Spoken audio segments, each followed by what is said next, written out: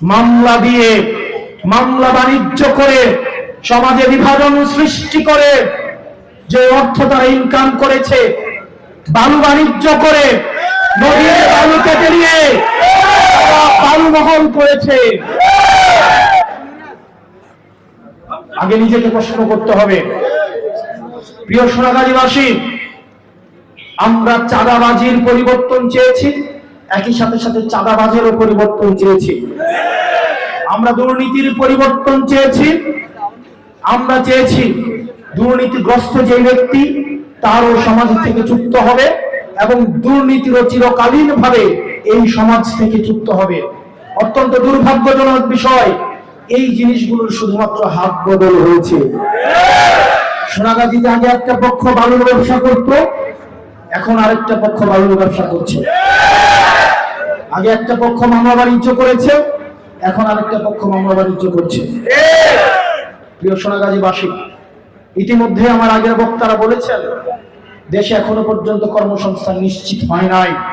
যেই চাকরির আন্দোলনের মধ্য দিয়ে এই গণ অভ্যুত্থান সূচিত হয়েছিল, আমার বেকার ভাইয়েরা এখনো পর্যন্ত তাদের কর্মসংস্থান আমরা নিশ্চিত করতে পারি নাই।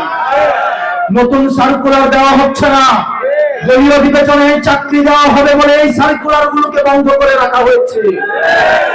আমার বেকার ভাইদের কর্মসংস্থান নিশ্চিত করতে হবে। মাননীয় প্রধানমন্ত্রী, আপনি বলেছিলেন আপনার ক্ষমতাকালীন 1 কোটি কর্মসংস্থান আপনি নিশ্চিত করবেন। গত 6 মাসে 1 কোটি দূরে থাক, 10 লাখ দূরে থাক, একটা কর্মসংস্থান আপনারা নিশ্চিত করতে পারেন না। আওয়ামী লীগ দীর্ঘ সময় প্রপাগান্ডা চালিয়েছিল বিদ্যুৎ নিয়ে বিএনপির বিরুদ্ধে। আমরা সেই প্রপাগান্ডায় বিশ্বাস করতে চাই না, কিন্তু বিএনপি সরকার ক্ষমতায় এসে জনগণের হাতে ইলেকট্রিসিটির পরিবর্তে, বিদ্যুতের পরিবর্তে হারিকেন এবং মোমবাতি ভরিয়ে দিয়েছে। এখন আবার সভ্যতার প্রাচীন কালের মতো এখন মাঝে মাঝে বিদ্যুৎ আসে।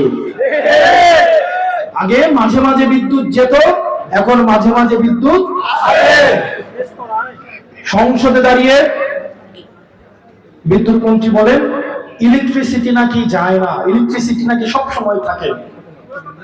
মাননীয় মন্ত্রী, জনগণের কাছে আসেন, এসি রুমে বসে সংসদের এসির মধ্যে থেকে এসি গাড়িতে চড়ে এসি বাসায় থেকে জনগণের কষ্ট বোঝা যায় না।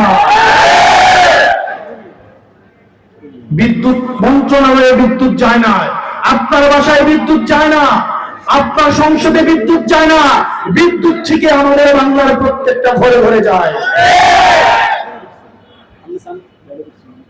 আজকে সমাজে সরকারের কথা ছিল শিক্ষিত বেকার যুবকদের হাতে চাকরি তুলে দেওয়ার কথা। অত্যন্ত পরিতাপের বিষয়, চাকরির পরিবর্তে মাদক এবং জুয়াকে উন্মুক্ত করে দেওয়া হয়েছে। প্রত্যেক মোড়ে মোড়ে অনলাইন জুয়া, প্রত্যেক দোকানে দোকানে অনলাইন জুয়ার সয়লাভ।